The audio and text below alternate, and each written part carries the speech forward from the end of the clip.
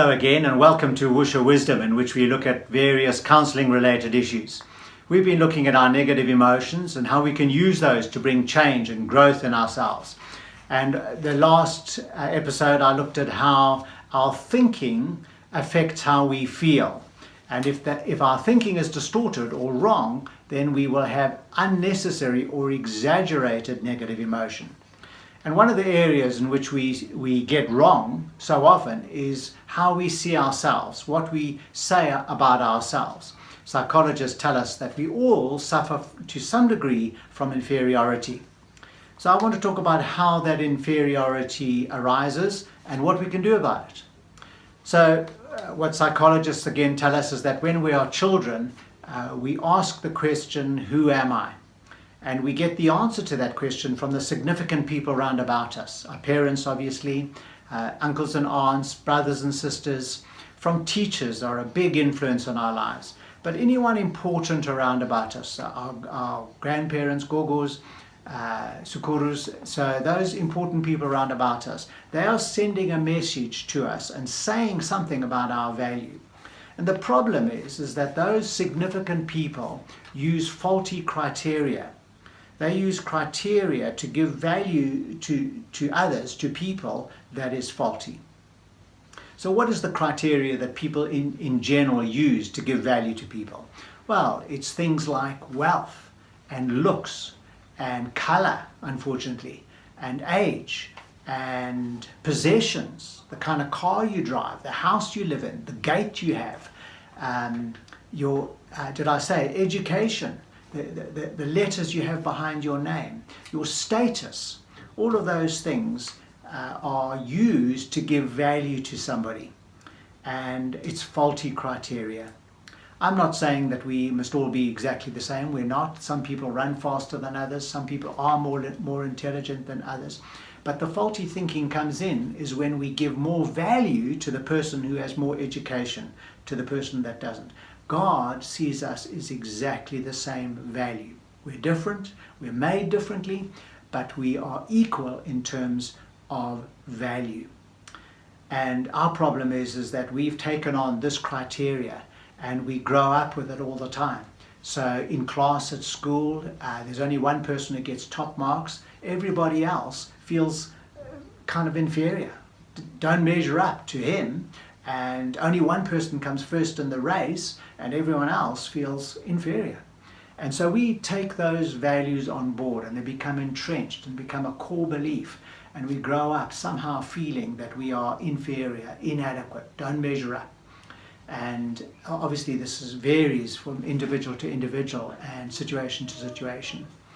But we need to deal with this distorted thinking because it will affect how we feel in the way that we go through life, the way we relate to people, the way we relate to God. It would affect those negative emotions. So what's the answer?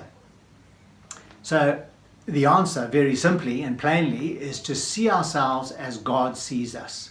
No more, no less. Josh McDowell says that in his book, His Image, My Image. We need to see ourselves as God sees us. No more, no less. So how do we do that? How does God see us? Well, here's the exciting thing, folks. Firstly, to say that we were created in the image of God. I want to just read a couple of scriptures which talk about these things, which are so important. So God created man, that's you and me, in his own image. God saw all that he had made, and it was very good. That is Genesis chapter 1 and verse 27. And so we were created in the image of God. We were created to reflect the glory of God. That says something about our value. Not only that, the scripture says that we are uniquely and wonderfully made. For you created my inmost being. You knit me together in my mother's womb. I praise you because I am fearfully and wonderfully made. Your works are wonderful. I know that full well. So important that we personalize that and say, that's what God says about me. I am fearfully and wonderfully made. He's made me just right for what he wants me to do in this world. It gives me value. It gives me value. It's what he says about me.